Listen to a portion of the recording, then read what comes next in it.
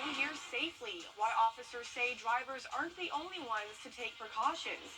Your news at 4:30 starts now. Live from Television Park, this is WJBF News Channel 6 at 4:30. Good afternoon, everyone. I'm Hannah Latier. Thank you so much for joining us. Coverage you can count on begins with former South Carolina Governor Nikki Haley now clarifying her position on the Civil War, saying she knows it was about slavery. Justin Finch reports.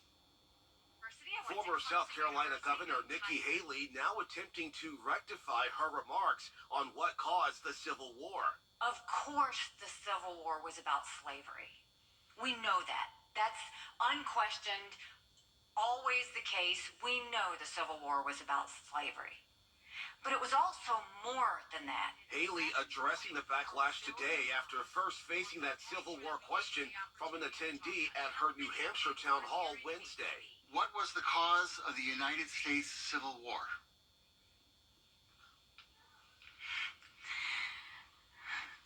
Well, don't come with an easy question or anything. I mean, I think the cause of the Civil War was basically how government was going to run, the freedoms and what people could and couldn't do. Haley's initial answer not referencing slavery, and the attendee refusing to respond when she turned his own question on him. In the year 2023, it's astonishing to me that you answer that question without mentioning the word slavery. Republican rival Florida Governor Ron DeSantis pouncing. She's asked a very simple question and responded with just a really incomprehensible word salad. President Biden posting a social media response with video of Haley's answer and replying it was about slavery. As New Hampshire prepares for his presidential primary next month, Donald Trump is working to maintain his front-runner status despite mounting legal challenges. In New Hampshire, Trump is below the 50% threshold. So theoretically, if you could consolidate all of the non-Trump support, you could beat him there. The Democratic National Committee is slamming Haley's remarks, accusing Republicans of pandering to extremists. Meantime, President Biden remains the Democrats' 2024 presidential choice as the party seeks to rally support around reproductive rights. Justin Finch, ABC News, Washington. The NCAACP is calling for a change in the state of South Carolina, demanding that elected officials pass a hate crime law after a cross-burning incident in Horry County. Over the Thanksgiving weekend, investigators say Warden Butler and Alexis Hartnett burned a cross in the yard of their neighbors, Sean and Monica Williams. Deputies say they opened the state investigation after learning the suspects had a pattern of racially motivated threats against the Williams. The NAACP President Brenda Murphy says law enforcement can only do so much. We cannot depend on the police to do everything. We have to help too. We have to support them in their work. We need to be aware of what it is we can do in our communities in order to make it safer, to make it better. Along with the FBI, the NAACP has also launched an investigation into the situation. South Carolina is one of 2 states without a hate crime law. Time now for a first look at our weather with meteorologist Miller Hyatt. Miller, it was a pretty chilly morning, but it seems to have warmed up a little bit. Yeah, very nice day, Hannah. Temperatures once. It's also unclear whether the White House plans to release more details of the administration's meeting with Mexican officials or say whether any specific border deals were reached. Officials with the FBI's field office in Atlanta say they are seeing an uptick in cybercrimes targeting teenage boys. They're known as sextortion crimes. Victims are lured to send intimate pictures through online video games and social media apps. Agents say the pictures are then held for ransom. They encourage you to talk to your kids to avoid being a victim and to never share compromising pictures online. We're seeing them target these younger boys for monetary gain. It's not a financial motivation, and these actors are typically overseas targeting U.S. males. It can be in any app, anything that's connected to the internet, Instagram, Facebook, TikTok, gaming apps, you name it. If it's connected to the internet, they can reach out to you. Agents say they've seen 10 times as many cases in just the last year, with victims being mostly teenage boys between the ages of 14 and 17. Violators could face a life sentence if convicted. And a North Carolina-based towing company is paying up after being accused of repossessing and selling cars that belonged to deployed Marines. According to court records, Goins Towing and Recovery violated the Service Members Civil Relief Act because they sold the vehicles of 8 Camp Lejeune military members and did not report it. The Goins Towing Company agreed to pay close to $70,000 to the impacted service personnel and will attend training to ensure they comply with the act in the future. The State Department of Public Safety announces the second half of its holiday Highways or Dieways campaign. The first leg happened last weekend for Christmas, and they say you can expect extra state troopers and transport police on the roads again this Friday through next Monday. Even if you aren't planning to drive, officials say there are still precautions you can take to stay safe while walking to your festivities. We also see a lot of pedestrians out during the holidays as well. So we're asking that the pedestrians be safe by, wearing bright colored clothes, and make sure that you cross if you're going to cross the roadway, make sure that you cross in a designated area. Trooper Butler also reminds drivers to report any suspicious activity that they may notice and to always drive sober. And in Georgia, Lyft and the Governor's Office of Highway Safety are teaming up to help prevent drunk driving. Lyft account holders can use the code in the app to get a one-time $20 ride credit. Highway Patrol officers say account holders can use the credit for rides in Georgia, but can only be claimed 9 p.m. through 6 a.m. daily now until Tuesday, January 2nd. The International African American Museum in Charleston is offering free admission and programming in honor of Emancipation Day. The day stands as a monumental day in American history, marking the enactment of the Emancipation Proclamation and the liberation of countless African Americans from the bonds of slavery. To mark this historic occasion, the museum has partnered with sponsors to create a weekend of activities and programs, including a daytime watch night event, which is set for December 31st. Free admission will be available from 10 a.m. to 5 p.m. on January 1st. Visitors planning to attend are strongly encouraged to reserve time ticket entry at the museum's website, iaamuseum.org. And here at home, the Food Lion Foundation donated $2,500 towards the soup kitchen in Augusta. It provides hot meals to the homeless 7 days a week. The money will help with food supply and help meet the needs of those in the Garden City.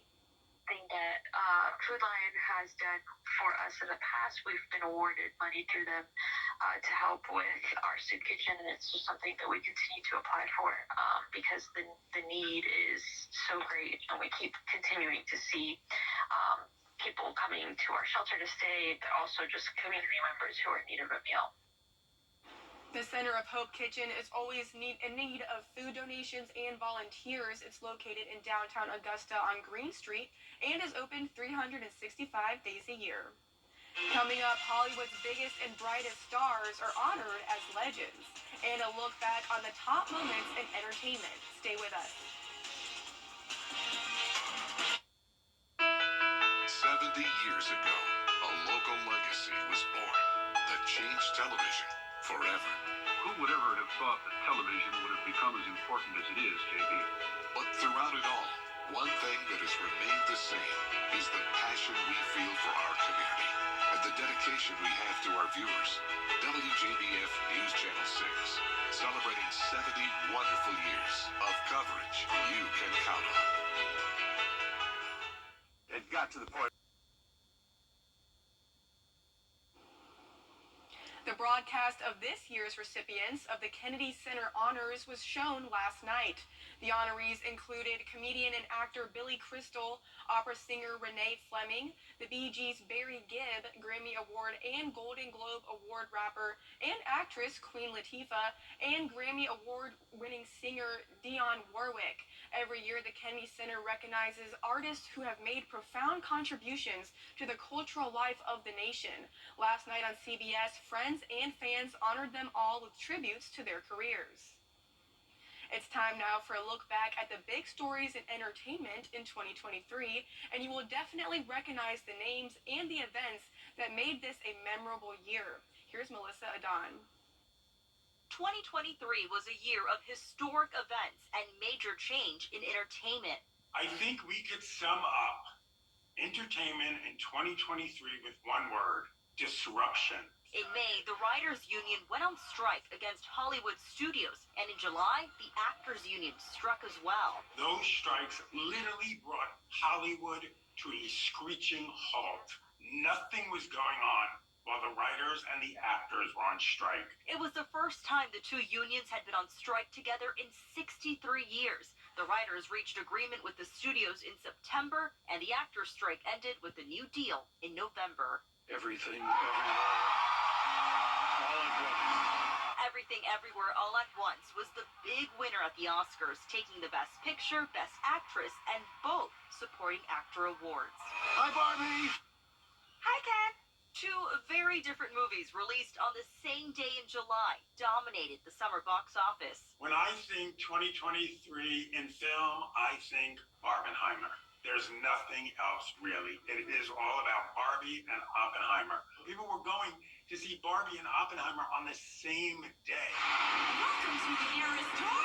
When it comes to music in 2023, one name stands alone. Taylor Swift, Taylor Swift, Taylor Swift. She had the highest grossing concert tour of the year. The movie from that tour became the biggest concert film of all time. She was named Time Magazine's Person of the Year, and she practically broke the internet with her relationship with Kansas City Chiefs tight end Travis Kelce. I have nothing to prove to anyone at this point. Beyonce's Renaissance tour grossed more than $500 million this year, and like Taylor Swift, she took her concert movie directly to theaters. Beyonce could have had any studio distributing, her concert film about her Renaissance tour, but Beyonce said, you know what? I don't need a studio either. I'm going to go straight to the theaters. On TV, Succession earned the most Emmy Award nominations this year with 27. The Last of Us had 24 nominations. The White Lotus has 23, and Ted Lasso earned 21. The Emmy Awards show was delayed this year due to the Hollywood strikes. It will air in January. Melissa Adon, ABC News, Los Angeles. CSRA, but will it last into the weekend? Miller Hyatt has answers next. WJBF.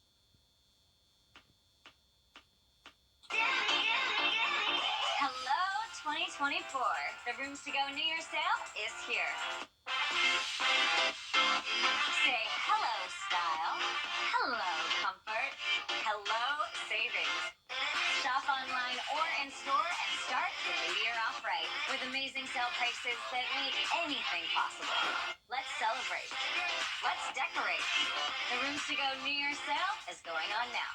America, all America. Hey, CSRA, Mike Murphy here for your News Channel 6 invites you to take your cooking to the next level. In the Kitchen with Miss Darlin. Check it out now at WJBF.com. It may not have been a white Christmas, but people in western North Carolina are enjoying some snow at Highlands Outpost. It's located on Scaly Mountain just outside of Pineland in Lincoln County. We have snow tubing, we have an ice skating rink, we have a mountain coaster, and then during the summer we also have a gem mine and a trout fishing pond. We have 4 snow tubing lanes that we keep going from Halloween through the end of March. We have 2 different snow making opportunities. Some machines can make snow up to 75 degrees outside, and then we have traditional snow making machines where it needs to be under 27 degrees.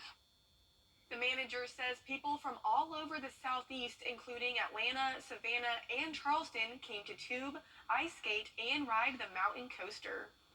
And coming up on News Channel 6 at 5, a local deputy chief is throwing his hat in the ring for sheriff, but the county is not where he works. Stay with us.